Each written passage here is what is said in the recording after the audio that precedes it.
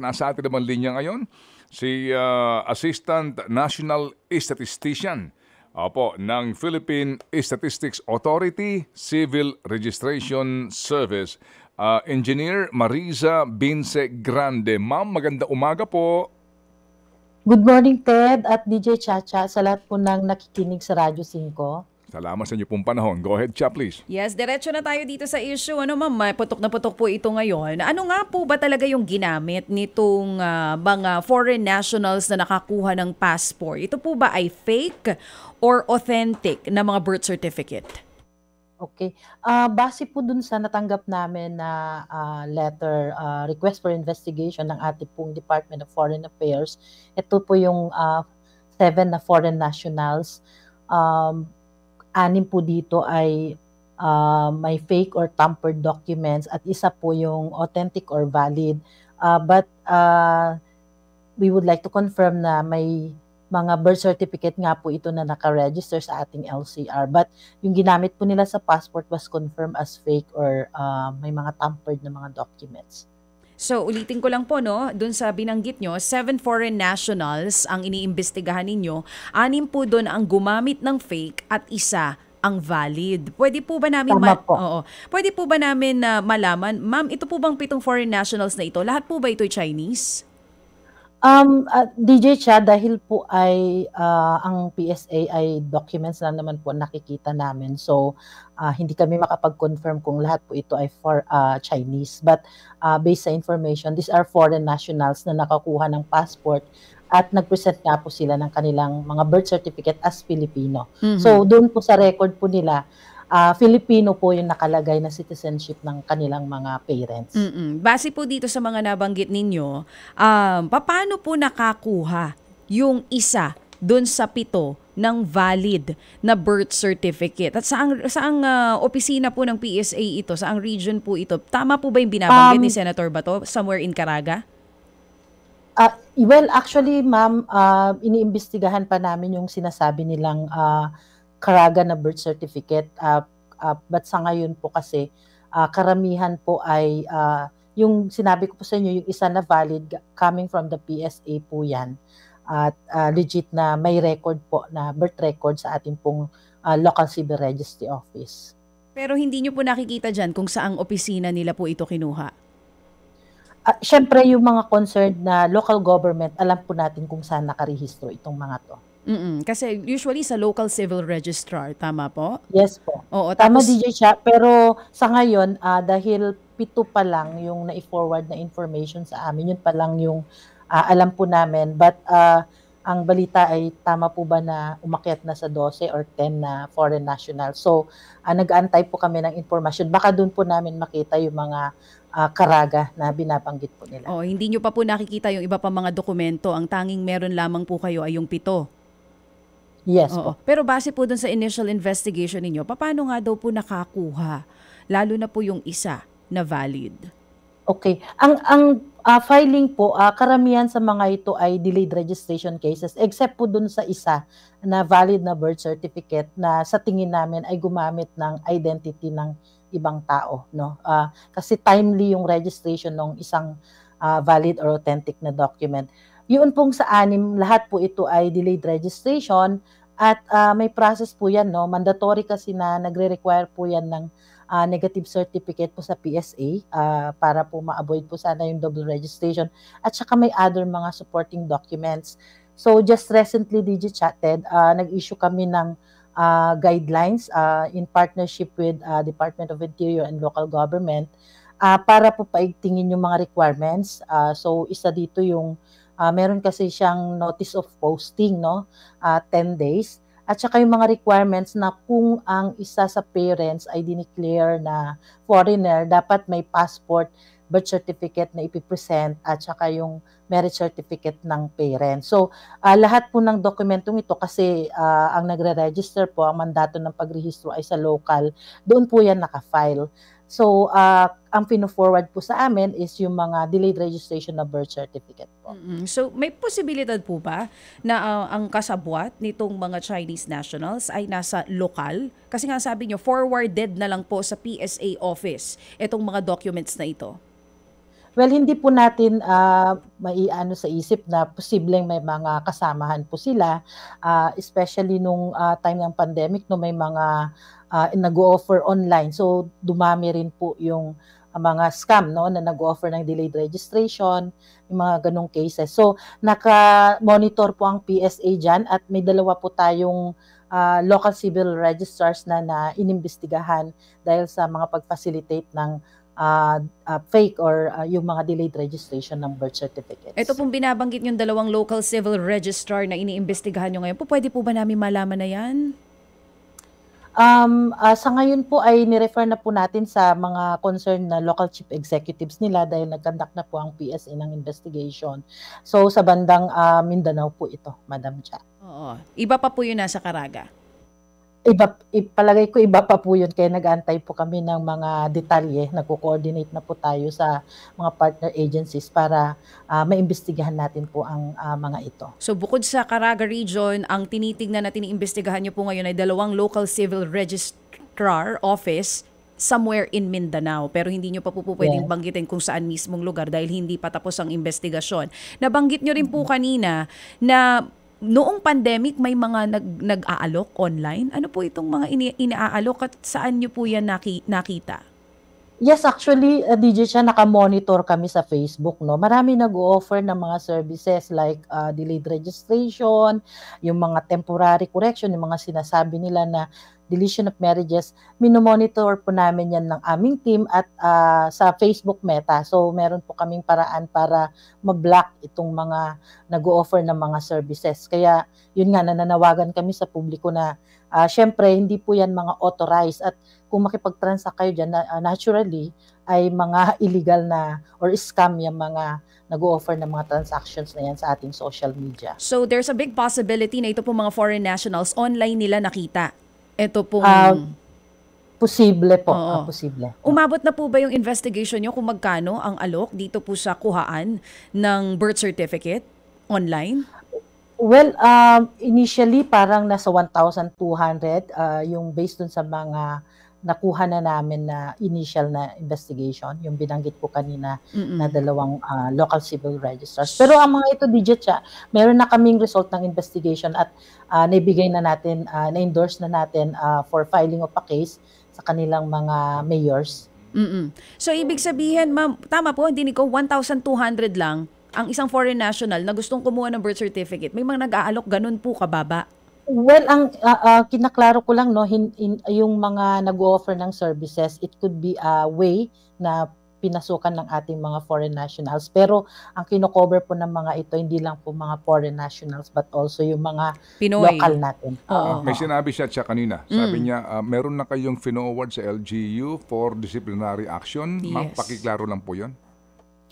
Yes, kasi meron na pong result ng investigation ng ating pong legal service. So na-endorse na po natin sa dalawang local chief executive para ma-filean ng actions itong mga local civil registrars na to. At saka yung mga kanilang mga fake documents, marami rin po kaming na-hold na hindi na i-upload sa ating database. Opo. So, ma'am, civil registrar mismo yung pong pinapapatawan ninyo ng disciplinary sanction? Yes po, yes. Opo. Ito ho ba yung sa Mindanao? Saan lugar to, ma'am? Well, Ted, ito po ay sinasabi ko lang, posible na pasukan ng foreign nationals. But based on investigation po namin, wala naman pong, or posibleng merong foreign nationals or meron po. But kasama na rin po yung mga local registration dito sa magmula Luzon, Visayas at saka Mindanao. So, ma'am, again, dalawa kanin nyo ito. Saan po itong lugar specifically? Saan po? Yung isa po, Lanao del Sur at saka yung isa Lanao del Norte. Okay. At yung pong kaso ho nitong dalawang civil registrar na ito, hindi kayo wala pang informasyon kung ito ba yung mga Chinese o Pilipino itong binigyan nila ng spurious document? Well, Ted, kagaya ng binanggit ko po kanina, doon sa kanilang mga birth certificate kasi basically ang information doon, ang mga citizenship ay Filipino. So wala po tayong informasyon unless makuha po natin sa ating mga partner agencies po. Okay, sige. So balikan lang natin, ma'am, ha? Sabi ho ninyo, isa ang urig na birth certificate 6 yung fake. Tama po, ano ho? Yes, sir. Okay, sige. Opo. So yung isang urig, Chinese po itong may nakakuha ng passport using that original na birth certificate. Yun pong information na nanggaling po sa DFA, wala po yun specific na nakalagay na citizenship, mga foreign nationals po ito. Ito po yung in-endorse sa PSA. So ang lahat naman po ito, Ted, ang sinasabi ko nga dahil dokumento naman po ang basehan namin ay hindi namin masabi kung ito ba ay Chinese, Vietnamese or Thai or kung ano man ang nationality po nito. Okay, so isa ang gumamit ng original na dokumento na issued by the civil registrar, ano ho, na birth certificate, 6 yung fake. Pero itong 7 ito nakakuha ng original passport ng DFA. Tama po kayo, Ted. At yung iba po dyan, meron talaga silang rehistro sa local civil registrar. Although ang sinasabi ko po, fake yung sinubmit nila for the requesting ng passport. Kasi may mga nabago na mga information. May Dali ma'am, tampered fake dun sa ang transaction. fake ang sinubmit nila sa DFA na dokumento o fake ang sinubmit nilang dokumento doon sa registrar? Meron pong mga nakarehistro sa local civil registrar, but doon sa sinubmit na dokumento po ay may mga na-tampered or iba-ibang impormasyon na na-alter na sa mga dokumento. Sinubmit saan yon? Sa Sa PSA? DFA po. Sa sa DFA. DFA. Okay, sige. So, opo. So meaning dito po sa itong pangyayaring ito, nakalusot sa DFA yung fake documents ng nag-apply ng passport. Tama po kayo, Ted. Okay. Ano pong sabi ng DFA dito? In this case po, paano po, wala ho bang ugnayan ang DFA, Passport Division, Consular Affairs Division, at ang PSA para ho sa authentication nitong mga birth certificate na ito? Actually, Ted, meron na kaming back-channeling na validation process. But itong mga foreign nationals na to, unfortunately, na-issuehan na po sila ng passport bago na-ipa-verify sa atin sa PSA. So yung nga po, no, so na-issue na po sila. So Yes ngayon, po. so ngayon, hindi ho ba ang DFA may mga kanya-kanya kami, yung aming application, yung aming mga dokumentong sinusumite diyan, di ba tinatago ng DFA 'yon? Ganito po, Sir Ted, yung validation process. So, lahat po ng dumadaan sa DFA, yung mga authentication documents, apostille, at mga passport, lahat ng questionable na PSA-issued SECPA ay nagpapadala po sila sa amin para i-validate bago ma-issuehan. Ano po. But unfortunately, itong 7 na foreign nationals, na-capture na po ito ng ating Bureau of Immigration nung ipa-check po ito sa PSA. So doon natin nalaman na meron ng 6 na fake birth certificate at isa doon po ay valid na posibleng ginamit ang identity ng isang tao. Nahuli na po itong mga to, kaya alam na ho ninyo, di ba? Yon. Tama. Nahuli Tayo na. po ay I'm not sure about that, Sir Ted, but ang coordination po natin is through the DFA para maiwasan itong mga ganitong illegal na gawain. Oo nga po, ma'am. So kumbaga po, kaya nalaman nga ito kasi dumaan sa immigration at nabisto na hindi pala Pilipino, merong authentic Philippine passport. Di ba, ma'am? Ano ho? Yun ang issue. Yes. Okay, and tama then, po, tama. para mas klaro mga ating usapan, and then, ngayon po, nagba-backtracking kayo, paano na-issuean ito na original na passport, gayong ito naman po ay hindi Pilipino. So ngayon po, napagtanto ninyo na gumamit ng fake na mga dokumento itong mga taong ito, na mga dayuhan, na inaprubahan naman ng DFA kasi hindi ka naman bibigyan ng passport kung hindi ka inaprubahan ng DFA basically, di po ba? So, doon po sa DFA, paano po ito? Wala nga hubak. Again, my question is, paano po ang ugnayan ng DFA Passport Division sa inyo para masiguro na ang lahat po ng ginagamit dokumento ay authentic? Well, actually, dyan nga po kami nagtaka, although meron kasi kaming proseso na ngayon in place na kung saan pino-forward sa amin yung mga dokumento, no? Bago po nila i-approve yung mga application kapag nakita nila na may mga questions po sila. So, ito po, Sir Ted, nangyari ito during the pandemic, no, nung dumami yung mga tampering, mga fake na documents. So, meron na kaming back channeling na bini-verify muna namin yung mga dokumento kung ito po ay authentic. Pero ma'am, hindi ho ba kahit na pandemic time, hindi ka pa pwedeng issuehan ng passport kung wala kang biometrics? So, kinakailangan ng personal appearance, di po ba? Tama po kayo. Tama. Yes ma'am, yes ma'am. So, kung gamit ho niya ay kahit na authentic pa na birth certificate o fake na birth certificate, mapunta mo doon sa Consular Affairs Division ng DFA, makikita doon mismo yung pagkatao mo, ikaw, di ho ba? So, meaning, dito ho, with all due respect sa DFA, ang nagpabaya dito, yung issuing agency. Well, actually, yun nga, Ted, no, wala kaming face-to-face kasi sa mga kliyente po natin, kundi sa local. And also, tama po kayo sa passport kasi, especially kapag first-time application, di po ba kailangan personal dahil kinukuha na niya ng picture at saka biometric. Ma'am, sorry ma'am, sorry po engineer. Pakiklaro lang po doon sa aking katanungan. So meaning, di ho ba, no? Kasi nga sa lahat ng kukuha ng passport, you have to be present kasi kukunan ka ng iyong mga fingerprint, no, para sa biometrics mo at saka actual picture mo.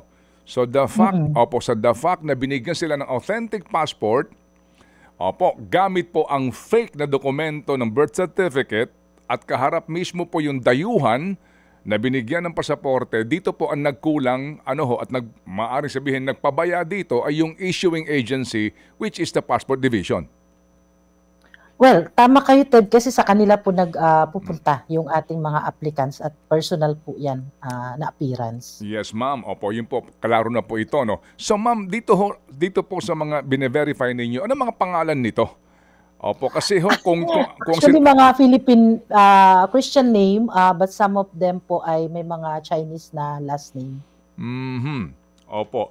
Sige. So again, dito po sa mga na-issue na original at mga fake, ano mga petsa nito pandemic period? Actually, Ted, iba-iba but meron din tayo mga even before the pandemic at ito ngang 2022 at 2023.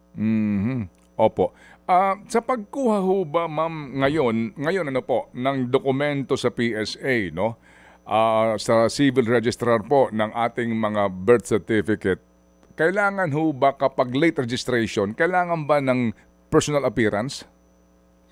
Linawin ko, Ted, ang personal appearance, pwedeng mangyari yan kapag nag-file ka ng delayed registration. Kasi yung LCR, local civil registrar, siya yung mag-subscribe na nagpa-file ka ng delayed registration. Except po pagka may inauthorize na representative na kapatid, kamag-anak, or anyone na mag-file ng delayed registration for that person. Okay. Pero yung affidavit of delayed registration, kailangan personally na pumunta sila sa LCR.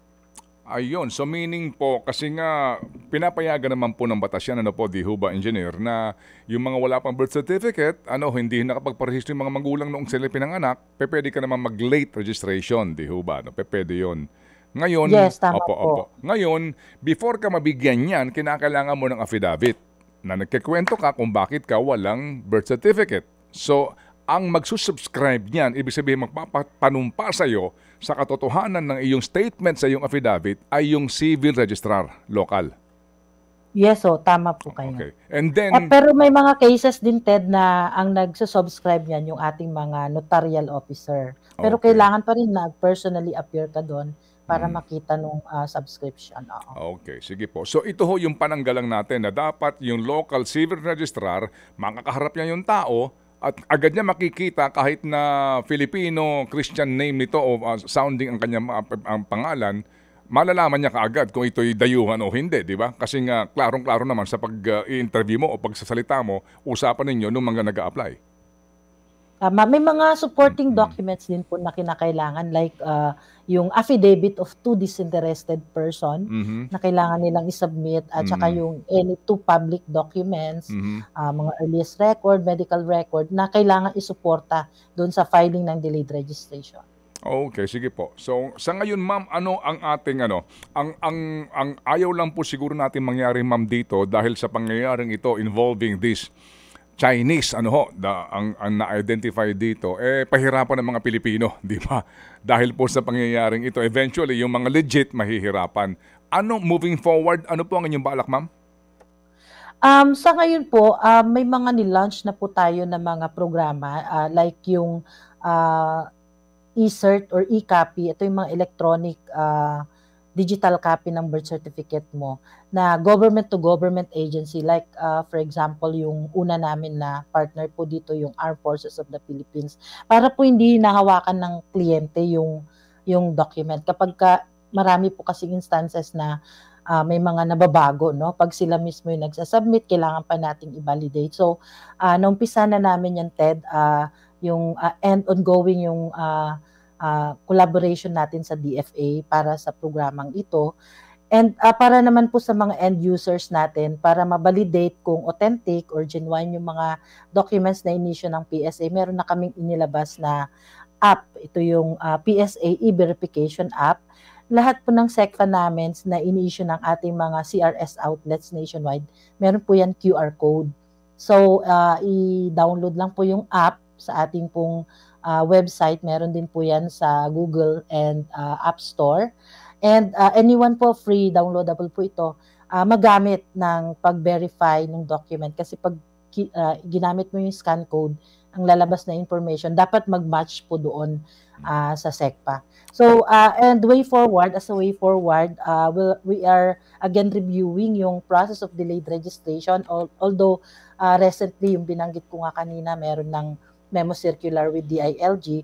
So, tinitingnan namin na baka pwedeng i-review muna natin yung mga supporting documents, yung a certain age group, para bago po ito i-approve yung delayed registration. But right now, we're looking into that.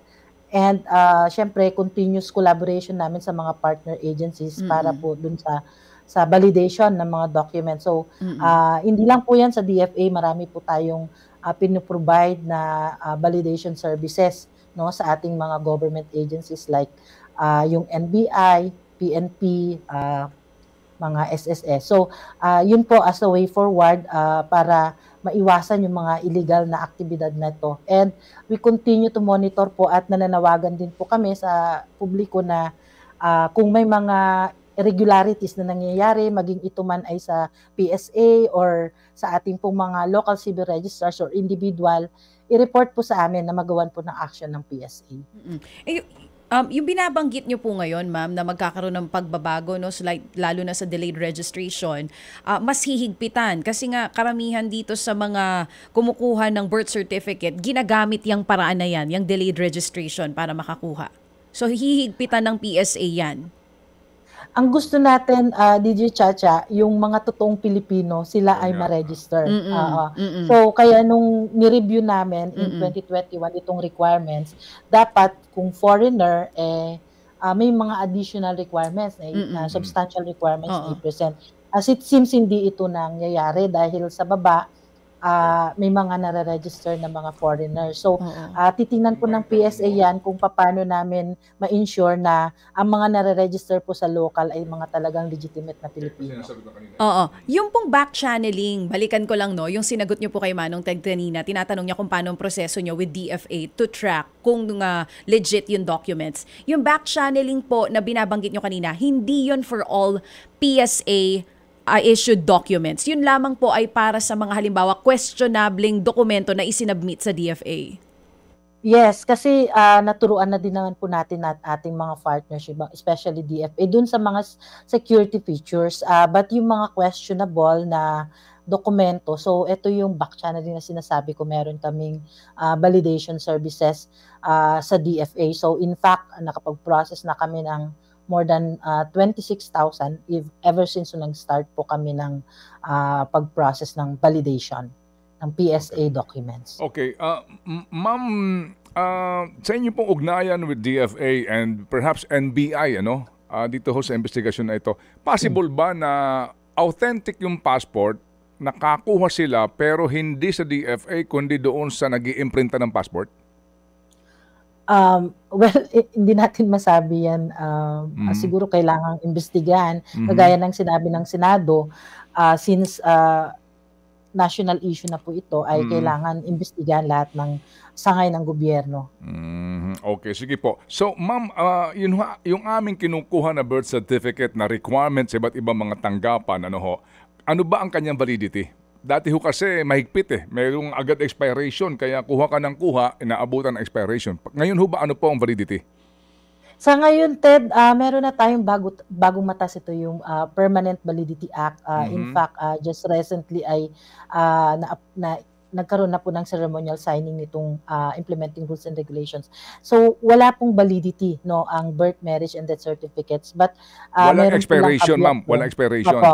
Opo, provided na wala kang dapat na i-correct doon sa iyong birth certificate. And also, it contains yung mga security features na masasabi mo na authentic po talaga yung sinubmit na documents. Doon po sa permanent validity, sa case po ng delayed registration, meron po doon provision na pwedeng mag-require ng additional supporting documents ang ating pong mga end user. Especially po yung mga dual citizenship or foreigners para ma-establish mo talaga yung citizenship. Okay, sige po. So ma'am, ito ay napaka-importante para natin maintindihan nga itong isyong ito at maunawaan din po ang ginagawa ng inyong opisina. And kasi dito ngayon, babalik kayo sa Senado kasi ni-recall ang budget nyo. Tama kayo, Sir Ted. So, babalik nga kami doon. Opo. Well, wala ho naman din siguro nga problema. Gusto lang ho nila maniguro, na ang lahat ng ito po ay may ginagawa na pong kaukulang aksyon ang iba't ibang tanggapan ng pamahalaan. But meantime, kami nagagalak, ma'am, dito po sa inyo pong panahon na binigay po sa aming programa, ma'am. Salamat din po, Sir Ted and DJ Cha. Opo, mabuhay po ang inyong hanay. Diyan po naman sa PSA, Philippine Statistics Authority, si Engineer Mariza Bince Grande. Ted Filon at DJ Chacha. Ngayon, nasa Radyo 5, 92.3 News FM. Monday to Friday, 6 to 10 a.m.